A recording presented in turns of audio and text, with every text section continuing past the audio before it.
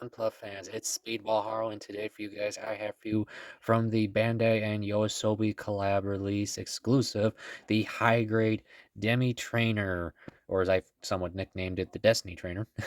And as you can see in all of its full decal glory with the Aerial Gundam, with all of its new, very detailed decals, which were a lot and a lot of fun to do, actually, I have to admit.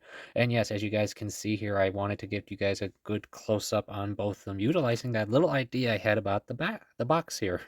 I liked it, it's fun. But as you guys can see, I have both the Demi Trainer and Aerial Gundam in it and fully displayed and definitely well detailed with all those new decals, guys. Those look really nice. They add a lot more to the kit for color separation and details and such. I mean, you have the Demi Trainer here with all the logo stuff all over it, the metallic blue, the violet colors, and even some wording in there. And you got the Aerial Gundam with these reddish and bluish decal color strips with red mixed in with logos on it as well, all throughout most of the shield and a percent of the legs. Now, before we start, I will show, let's take a quick look over at Aerial's so you guys can just see that. As you can see,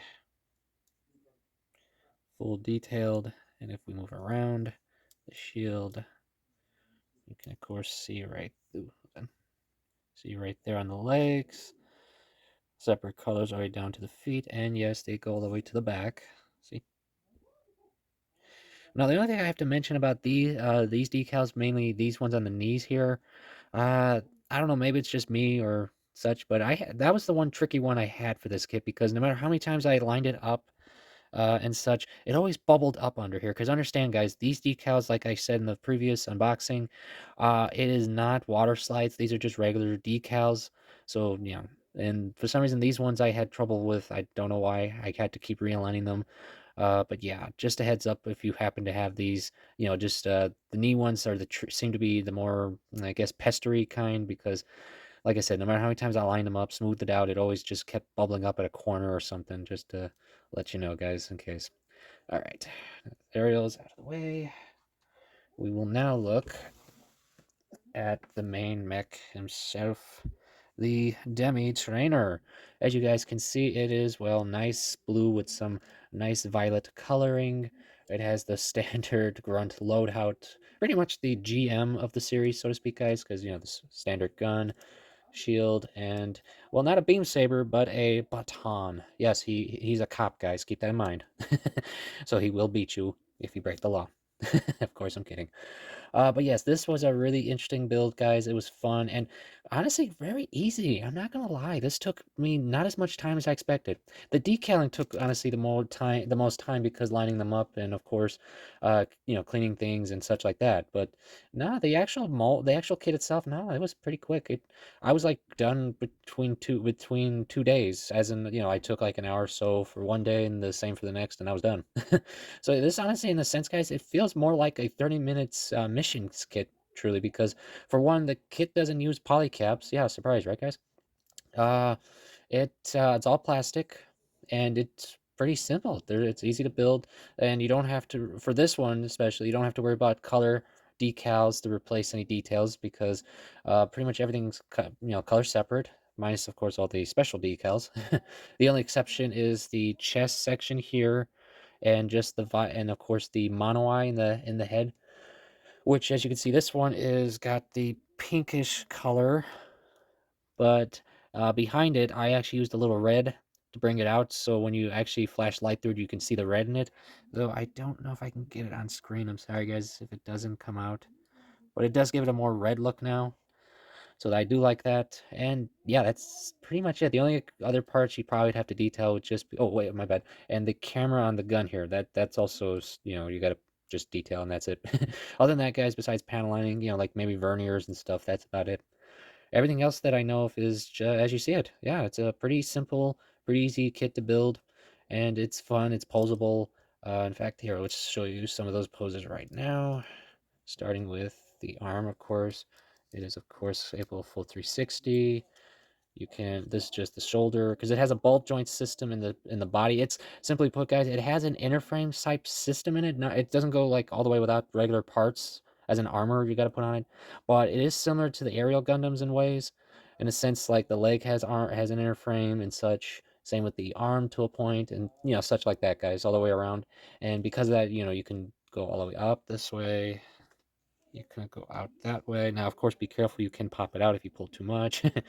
But other than that, but of course, you can go about that high with it and such. Oh, and one gimmick that I can tell you the arm has because of the wrist, which is the way it's designed. Let me take the gun out real quick. See, as you can see here on the gun, guys, it has a peg right there, which you think would probably be just like a nub or something. No, that's actually meant to be on there. Same with the shield because of the wrist. See, as you can see there, the wrist has a peg hole, which you, of course, would normally use for a shield. But in this one's case, you use it to actually attach other weapons to, because the wrist actually has its own twist. You can literally turn the wrist all the way around, full 360, because it's designed to, of course, house the gun or any other weapon that can mount to it. So that's pretty cool. I like that. That's an interesting gimmick. Not only does it keep the gun from, like, falling out, guys. See, look, I'm going to shake him. See, it's not falling out. I like it. And, of course, it means other weapons have capability and options for it. Let's see, like I said, articulation. Let's show you the waist. You can, of course, let's move that. You can, of course, go all the way without bumping into the baton. Then, of course, you got this much for swivel. Pretty decent, actually. Look down at your enemies. It can't go backwards. Sorry, guys. Nope. As for head, guys, it does utilize a ball joint from what I remember. Let me just make sure. Yeah, it does. But unfortunately, because of the actual head's design, you can only go 360. It can't look up, down, or anything like that because, well, the dome head. It's not going to, guys. That's simple.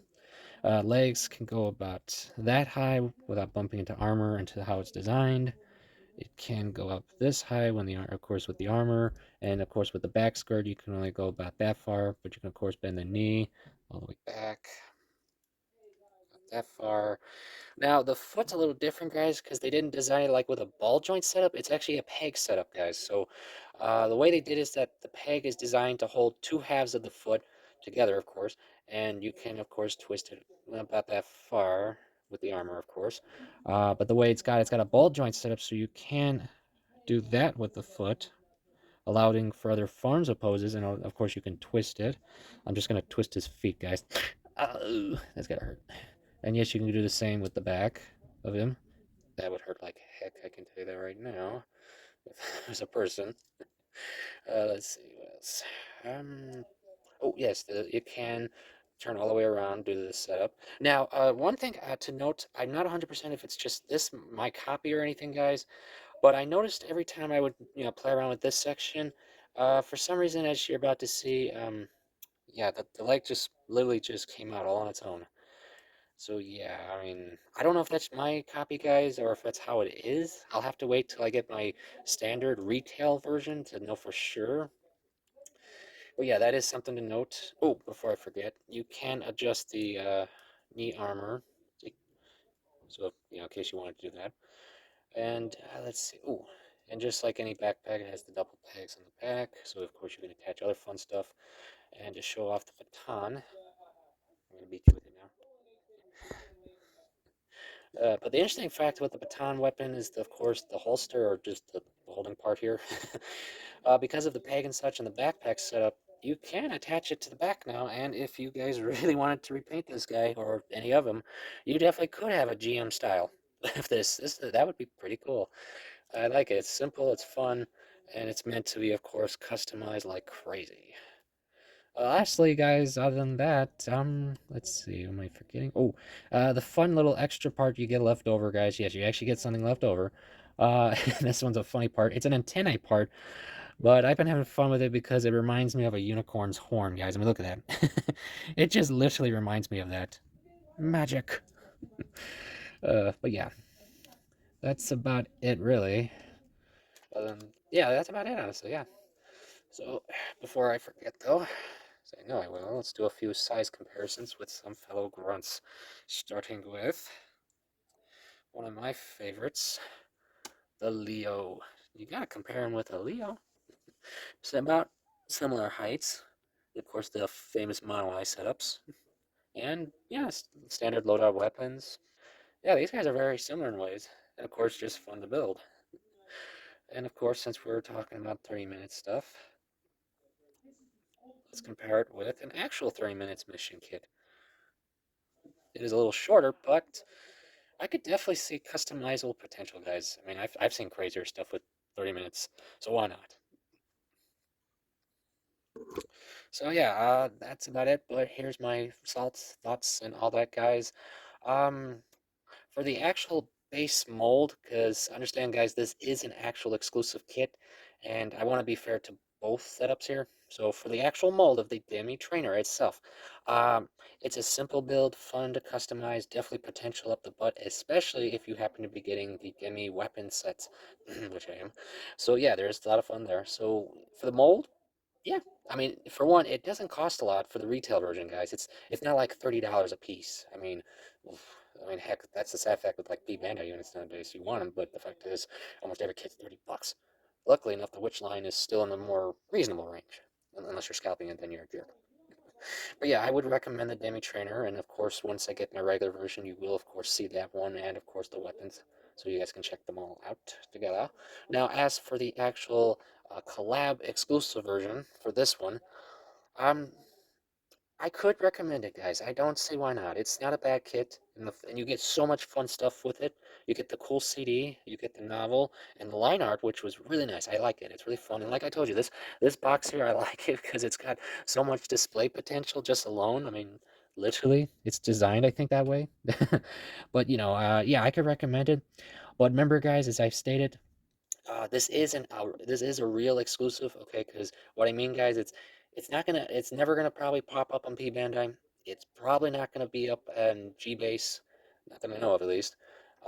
And tracking one down after this kind of a sale is done is gonna be a pain in the butt after a while, because I've learned with these specific kind of kits, when their event's done and they're now wandering the winds, they're gonna jump in price, guys. Over time, they're gonna just go up, up, up, up, up. So yeah, I mean, if you want this specific version, I would recommend trying to get it sooner than later, guys. I only say that because later on, you'll see it go for like 300. And I'm not kidding. I have seen a couple like that go that far. So don't be surprised. Just a heads up. So yeah, that's about it. I hope this helped you guys. And if honestly, I'm wondering if the brand Yoasobi and Bandai will do another collab release with the second season of Witcher Mercury. What do you guys think, huh? And if so, what gunpla would you guys like to see as the exclusive version? All right, so that's it for today, guys. I thank you all for coming. I hope you're enjoying your hobby, and I will